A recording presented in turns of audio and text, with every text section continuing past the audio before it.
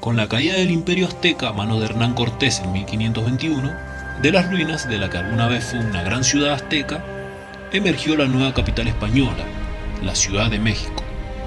Ahora los indígenas mexicanos servían a un monarca europeo, pero seguían sobreviviendo con su cultura, una cultura en una sociedad que combinaba elementos del viejo y del nuevo continente, una cultura producto del mestizaje. Ya para el siglo XIX, unas 5 millones de personas vivían en México, más de 1 millón eran mestizos, mientras que otro millón eran criollos, más de 2 millones eran indígenas de pura sangre, y aquellos tres grupos superaban ampliamente en número a los 70.000 pobladores de origen español, el cual era una minoría que ocupaba las más altas jerarquías de la sociedad. El eje central de la vida cotidiana era la Iglesia Católica, pues miles de misioneros jesuitas y franciscanos habían invadido México luego de la conquista para evangelizar a los mexicanos de la colonia de la Nueva España. La Iglesia fue más que una simple institución religiosa, se infiltró por casi todos los rincones de la sociedad mexicana, fue un ente social dominante, un poderoso poder político y fue la figura de autoridad más visible de aquella colonia. La corona española había llevado a la Iglesia hasta América, lo cual produjo la unión entera entre ambas partes. La Iglesia y la corona formaban parte de una poderosa alianza. Los gobernantes utilizaron a la temida Inquisición española como una fuerza policial de intimidación y represión para tener bajo el control a los rebeldes. Las autoridades eclesiásticas enjuiciaban a cualquiera que cometía herejías contra la Iglesia o el Estado, ayudando así a erradicar toda oposición a la tradicional estructura de poder. La Inquisición española en el Nuevo Mundo había sido diseñada para mantener a las élites en el poder. Por ello, el gran temor en Madrid era que en América hubiese movimientos populares e independentistas. El territorio era gobernado por unos pocos ricos terratenientes, mientras que la dura suerte de los campesinos, tanto indígenas como mestizos, no tenía posibilidades de mejorar, a pesar de las grandes fortunas amasadas por la clase gobernante, pues ellos solamente preferían mantener su poder mediante el control total. Muchos agricultores vivían una vida miserable en las pequeñas y aisladas aldeas, cerca donde trabajaban la tierra, y a pesar de la pobreza, aquellos campesinos eran bastante afortunados cuando se le comparaban con las miles de personas que trabajaban en las minas de plata bajo la superficie. A los indígenas que se rebelaban contra la corona, solo se les podía castigar como prisioneros, y al ser capturados, era muy probable de que hayan sido puestos a trabajar explotándolos, en especial luego del hallazgo de la plata, mientras que a los dueños y administradores de aquellas minas poco les importaba la miserable y desagradable vida que llevaban aquellos trabajadores. Sin embargo, la situación de los mexicanos no iba a ser tolerada por mucho más tiempo, y la situación en el país estaba a punto de cambiar para siempre. El día 16 de septiembre de 1810, un cura de una parroquia de una aislada aldea se dispuso a iniciar una larga lucha que duraría varios años. Mientras las campanas de la iglesia celebraban el llamado a las armas, a los pocos campesinos rebeldes que marchaban en la revolución se les comenzó a sumar poco a poco hombres hasta que luego se convirtieron en miles.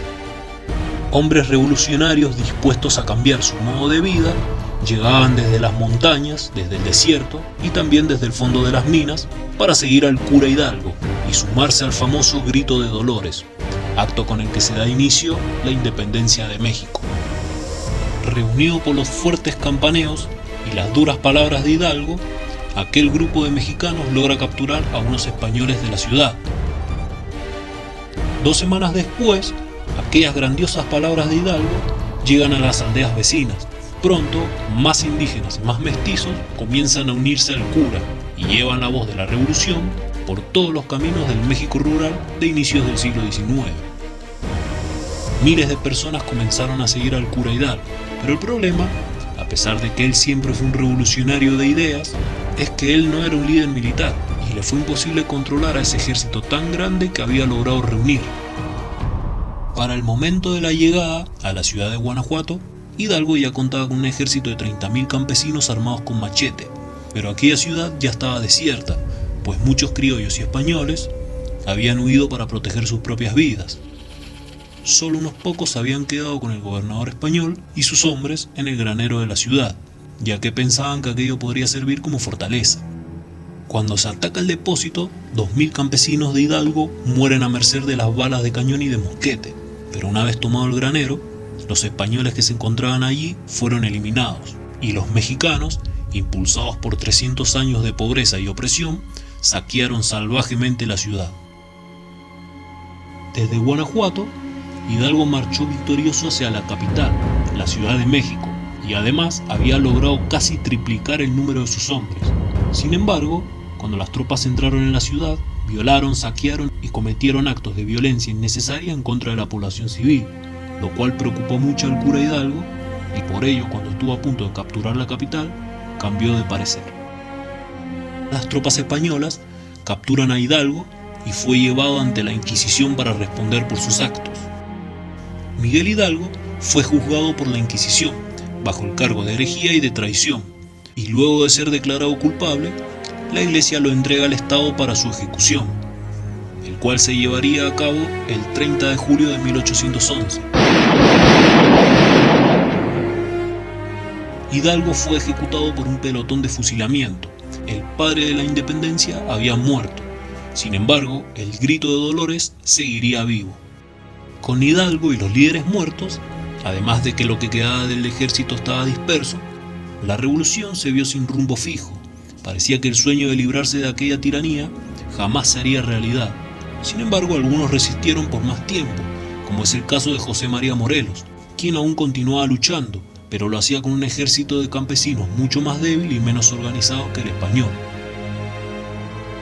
Ya para el año 1820, Morelos estaba muerto, y sus fuerzas rebeldes habían sido reducidas a unas pocas bandas en las montañas.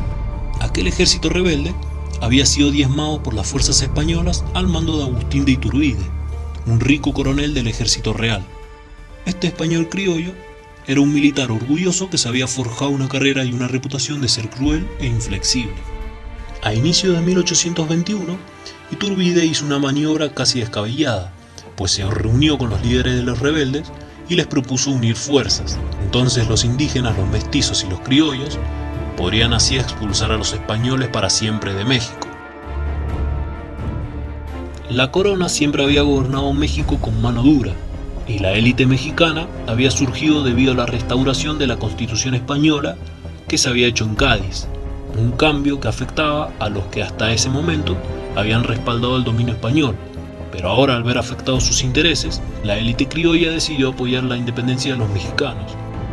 Una vez logrado el pacto de unión de fuerza con los rebeldes, Iturbide regresó ante sus tropas e hizo un nuevo estandarte, la bandera tricolor de la revolución, roja por la unión entre los indígenas y los españoles, blanco debido a la pureza de la religión católica y verde por la independencia. El nuevo líder de los mexicanos se reunió con un general insurgente llamado Vicente Guerrero en Iguala. Allí redacta un documento llamado el Plan de Iguala, en el cual se trazan por primera vez los objetivos. Varios meses más tarde se firmaba en la ciudad de Córdoba, en el estado de Veracruz, los Tratados de Córdoba, en donde se acordaba la independencia de México. La rebelión se dispersó por todo México rápidamente. Todo el mundo estaba de acuerdo con lo que se aspiraba, tanto indígenas como mestizos y también los criollos. En septiembre de 1821, el ejército trigarante de Agustín de Iturbide sitió la Ciudad de México y el virrey tuvo que huir de la ciudad, lo cual resultó que luego de 300 años de dominio español, México finalmente logró la tan ansiada libertad. El Congreso de México, buscando proponer estabilidad y orden, proclama emperador a Iturbide. Al asumir la corona imperial, Iturbide se hizo rodear de todos los honores como si fuera un monarca europeo, además de que se ordenó la compra de un gran trono para el nuevo emperador. Pero mientras Iturbide y sus aliados festejaban con grandes lujos ostentosos, el pueblo mexicano pasaba por un mal momento. El nuevo gobierno, ahora independiente de la corona española, no podía costearse tantos excesos, y la guerra civil deja la economía del país en ruinas. Sus campos fueron arrasados y muchas de sus haciendas fueron incendiadas. Iturbide es derrocado por una revuelta dirigida por otro joven general, Antonio López de Santa Anna. que al igual que Iturbide había comenzado su carrera como un oficial del ejército español, también había luchado junto a Iturbide en la rebelión contra España, pero luego le quitaron su apoyo cuando Iturbide se hizo declarar emperador. La revuelta de Santa Anna terminó con el imperio de Iturbide.